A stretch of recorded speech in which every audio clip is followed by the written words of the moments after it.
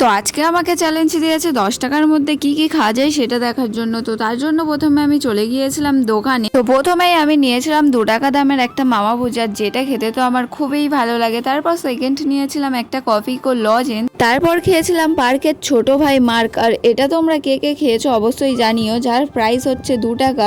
আর তোমরা এইভাবেই চ্যালেঞ্জ দিতে থাকো, আমি কমপ্লিট করার চেষ্টা করব। আর তারপর নিয়েছিলাম 1 টাকা দামের একটা আমের আচার। আর আচারটা এত ভালো খেতে ছিল তোমাদেরকে আর কি বলবো। তারপর ছিল আমের এরকম একটা হজমলা মতন কিছু একটা, যেটার নাম এখন আমার মনে পড়ছে না, কিন্তু 1 টাকার তুলনায় অনেকগুলো ছিল। তো এরপর আমার কাছে আর মাত্র 3 টাকা বেঁচেছিল, তার জন্য আমি নিয়েছিলাম 2টো লজেন্স, একটা ইমলি আর একটা পিনাট। তো ইমলি লজেন্সটা খাওয়ার পর তো ভালোই লেগেছিল, আর পিনাট লজেন্সটা তো পুরো কালো কালো ভর্তি ছিল, তাই ওটা আমি খাইনি।